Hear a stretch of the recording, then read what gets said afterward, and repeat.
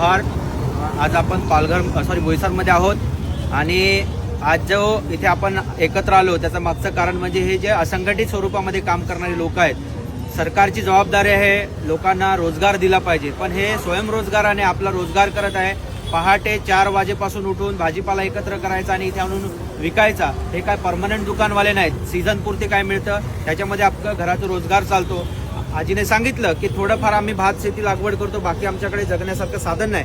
आणि अशा परिस्थितीमध्ये हे काही ते करत असताना आणि रीतसर ते लोक जे पण ग्रामपंचायतचा कर आहे ती बाजार पावती फाडतात आणि हे कायदेशीर असताना बाकीची लोक त्यांना त्रास द्यायचं काम करत आहेत। आताच ऐकले की समोरचं जे घर आहे, तर ह्या ज्या आदिवासी महिला आहेत त्यांना इथे बसू न देण्यासाठी ते कुत्रा अंगावर सोडतात। अतिशय वाईट आणि दुर्दैवी गोष्ट आहे की एखाद्या माणसाचा रिस्पेक्ट करत नाही आणि त्याला हाडतूड सारखं करून कुत्रा अंगावर सोडणं हे अतिशय गंभीर बाब आहे। ते काय तुमच्या घरात बसलेले नाहीत, ते रस्त्यावरती कुठेतरी आपला रोजगारासाठी पोटा पाण्यासाठी फिरतायत।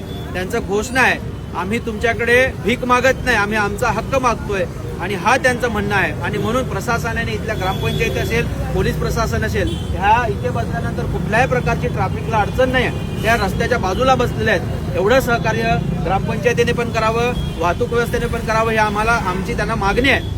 अन्यथा जर तुम्ही जास्तच काही करत असाल तर आम्हाला हे आमच्या लोकशाहीच्या जे काही मोर्चा आंदोलन असतील, बाकीच्या गोष्टी असतील त्या आम्ही करणार निश्चितच। आणि म्हणून आजच्या दिवशी आम्ही 15 ऑगस्ट आहे आणि आपण आज देशाचा स्वतंत्र दिवस साजरा करतोय आणि आम्हाला स्वतःचा स्वयंरोजगार करण्याचा पण अधिकार नसेल, मग सरकारने त्याच्याबद्दल विचार करावा। आम्ही तुमच्या भरोश्यावर आहोत आणि तुम्ही आमच्याकडून पावती फाडता आणि तुमची जबाबदारी आम्हाला मार्केट उपलब्ध करून द्या आणि म्हणून हे प्राथमिकता आहे। ह्याच्या पुढे जर कोणीही इथल्या महिलांना हात लावला तर आदिवासी एकता परिषद आणि आपली बिरसा संघटित श्रमिक संघ एकता आहे ती चूक बसणार नाही, त्याला अरेला कार्य करून उत्तर देणार, हे आम्ही आज व्हिडिओच्या माध्यमातून सांगत आहोत। आदिवासी एकता जिंदाबाद।